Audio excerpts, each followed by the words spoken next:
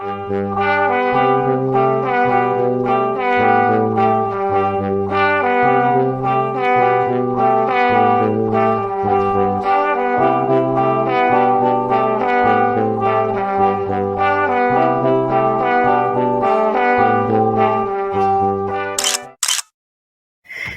querida, alegria do encontro, sou Nina Veiga e estou aqui no canal Paz e Bem a produzir conhecimento a partir da antroposofia da imanência, num ativismo delicado por uma estética da vida viva.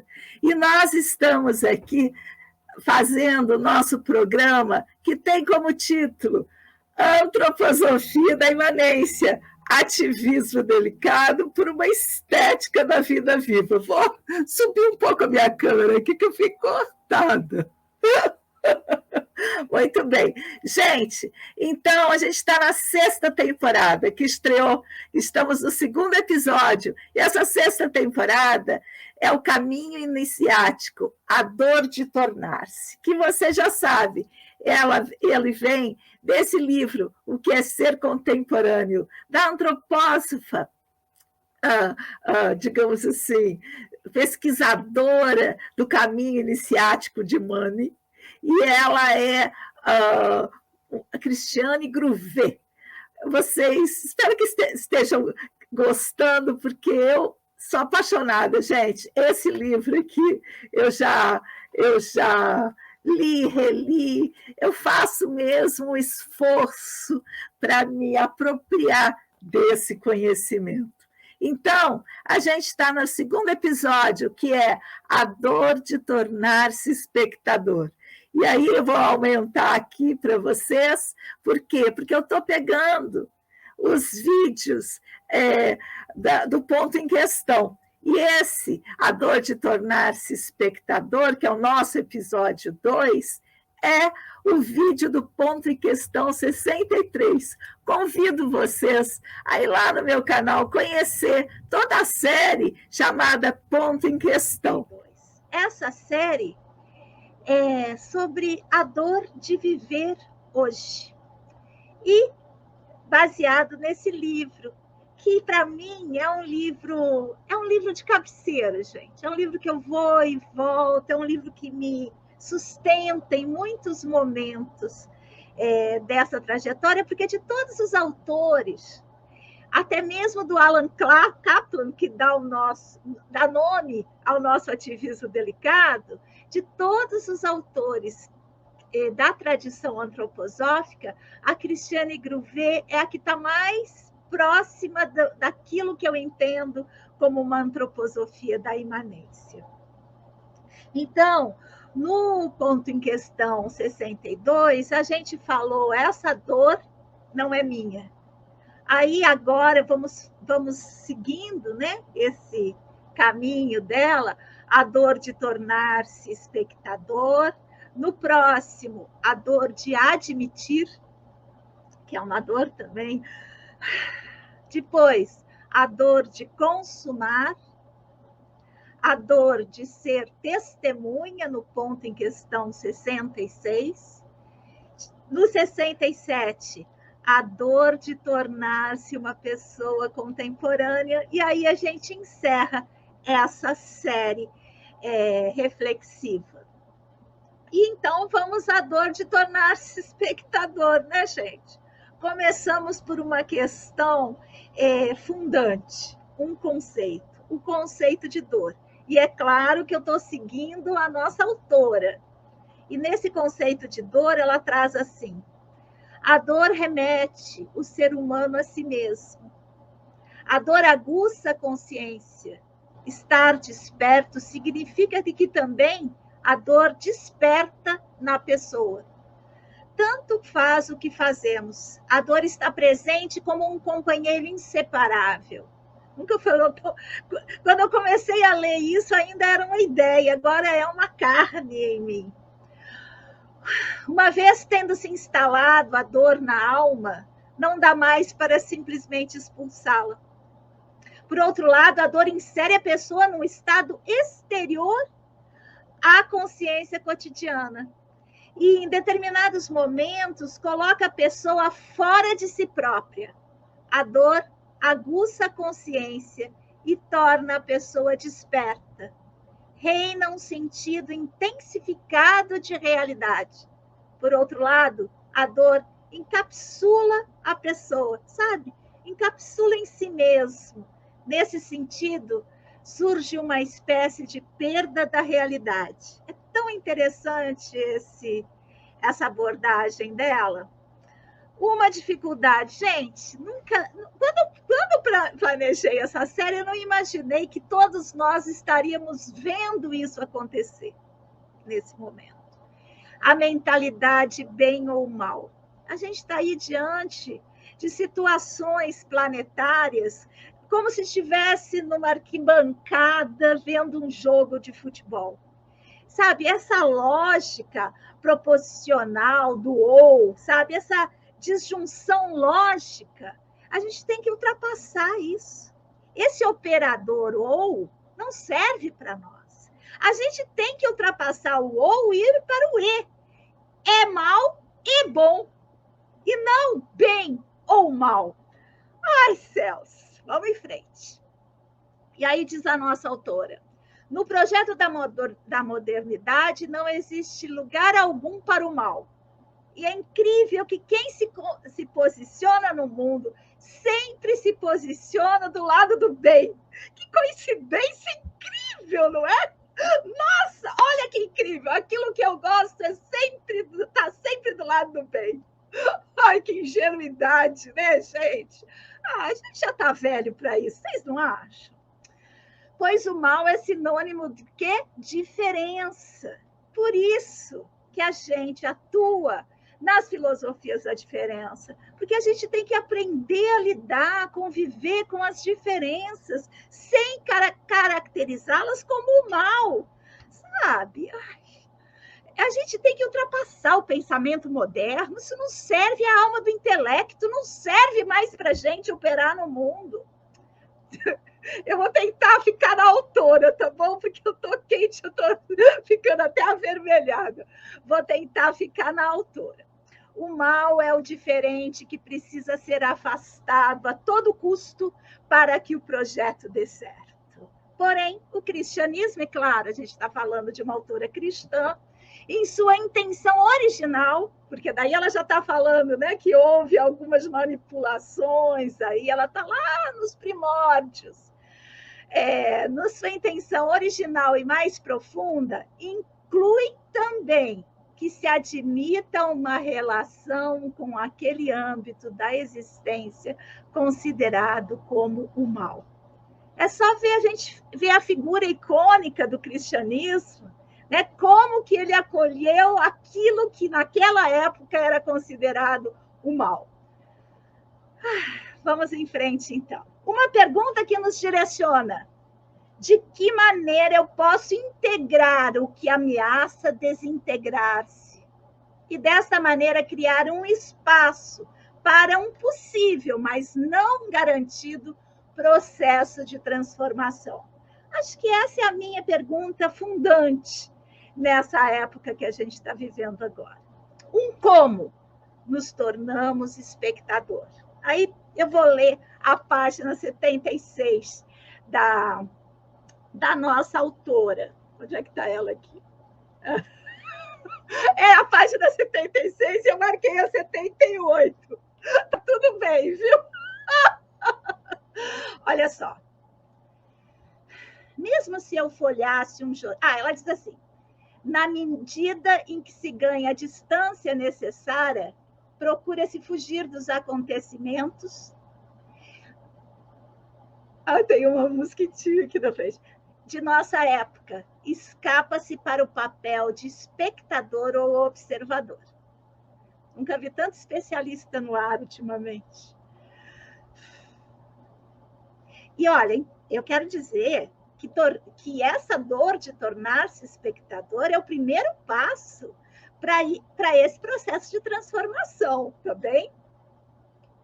E aí ela diz: mesmo se eu folhasse um jornal, ouvisse notícias apenas ocasionalmente, E até se estivesse em condições de não me confrontar de alguma maneira com os acontecimentos do mundo, e nenhuma notícia chegasse mais até mim, mesmo assim eu seria um espectador.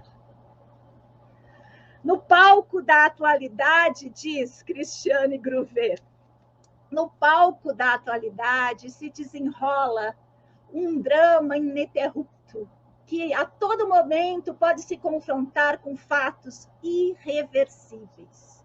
Esses fatos têm algo em comum, a circunstância de não se poder interferir neles ou alterá-los.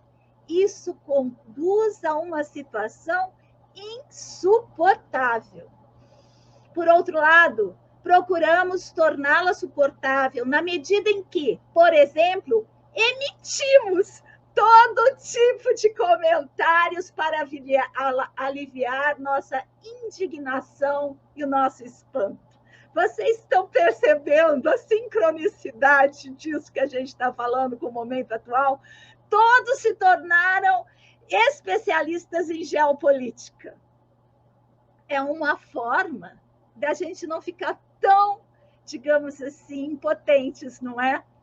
Vamos em frente. Na medida em que determinado acontecimento chega mais perto ou nos atinge pessoalmente, tentamos anulá-lo ou, ao menos, encontrar uma saída ou uma solução. Outra reação consiste em nos conformarmos com nossa impotência. Então, a gente comentando, gastando tempo nas redes, a gente vai querer afastar a nossa impotência, mas ela está aqui, né, gente? Em geral, a declaração "não sei o que fazer" está a poucos passos da sequência final. É impossível mudar alguma coisa. Ontem eu senti isso num programa que eu participei, sabe? Cheguei no final do programa e falei assim, é impossível. Bem, mas até em último caso, nossos pensamentos girarão ao redor dos fatos nus e crus. Como pôde esse incidente chegar a acontecer? Como isso é possível? Em que época estamos vivendo, afinal? Desânimo. A desgraça nunca vai cessar, sempre acontece alguma coisa nova. Desespero. Só posso assistir a tudo e me sentir impotente. Insegurança e medo. O que ainda nos sobrevirá no futuro? Perplexidade. Preciso encontrar uma solução, pois assim não pode continuar. São as reações possíveis. Tudo isso faz parte da existência espectadora, a qual, quer queiramos ou não, somos impelidos. E a esse contexto pertence também o desespero de Jó, quando este exclamou: "Por que, Senhor? Por que eu?"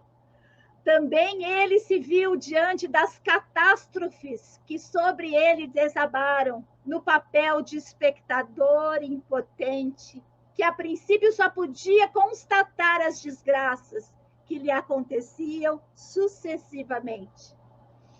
Acompanhando-se diariamente os acontecimentos atuais, pode-se apenas constatar que uma catástrofe se sucede rapidamente à outra. Trata-se de uma interminável série de horrores que se repetem dia a dia. Muito bem. É incrível a sincronicidade, né? Uma necessidade para a transformação. O caminho para a transformação só começa quando a impotência é conscientemente acolhida e aceita. Um modo de ser espectador. Como espectador, eu procuro as causas sempre em outro lugar.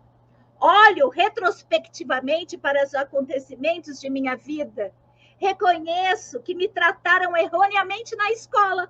Foi isso que eles fizeram. Parece-me, então. O próximo passo para a declaração foi isso que eles fizeram a mim. Não é muito grande, diz a autora. Vejo as notícias na TV e fico sabendo que os Estados Unidos enviam por bilhões de dólares armas a outros países. E sou de opinião que isso não só pode trazer danos. Contudo, a responsabilidade é deles. Eu assisto às notícias e pela terceira vez em 2 dias vejo que o governo americano prepara o envio de armas. Então, desliga o aparelho. Ela está falando isso em 2010, tá, gente? Ora, isso é assunto deles, diz a nossa autora.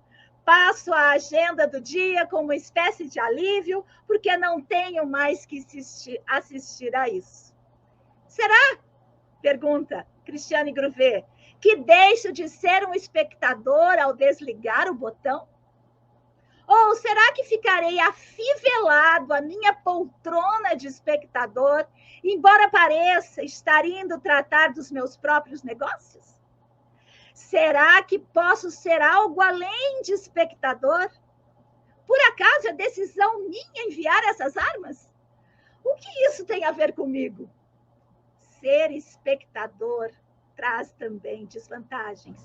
Mas, enquanto se pode desviar o olhar e, sem a visão dos danos colaterais, tomar uma xícara de café, nada disso é tão ruim.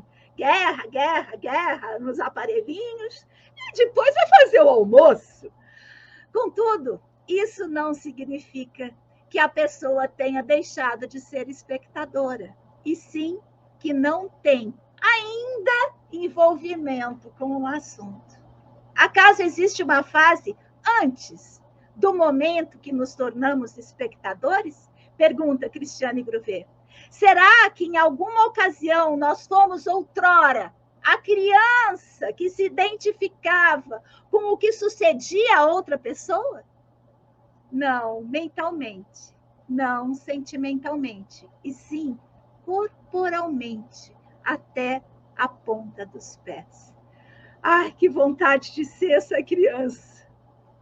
Ou será que nós, por assim dizer, nascemos na condição de espectadores, porque nossa consciência de hoje transforma em fato, em notícia, né, gente? Tudo o que vive e se movimenta em nós e ao nosso redor? Pergunta a nossa autora. Admitindo-se que nascemos como espectadores, acaso isso significa que devamos permanecer espectadores durante a vida inteira? O que sucede quando permanece a inquietação, apesar de nos desviarmos do assunto? E quando a poltrona em que estávamos sentados se torna desconfortável e começa a pressionar? E quando nós procuramos ordenar e olhar de modo abrangente os fatos de nossa própria vida e subitamente somos acometidos de uma forte ansiedade. Sim, por uma saudade de relação em relação à vida. Há uma vida sem fatos? Pergunta a nossa autora. Pela primeira vez se assoma uma questão um tanto angustiosa. Será possível que coexistam em uma só pessoa o viver e o ser espectador? Que vida é essa de espectador? Será que, como espectador, eu vivo a plenitude da vida? Perguntas fortes, não é? Uma pergunta que fica tensionando. A quem interessa nos paralisar na posição de espectador? Muito bem, gente querida. Voltamos no próximo ponto em questão. Quem quiser o texto da Cristiane Gruvet, entre em contato comigo direto pelas redes.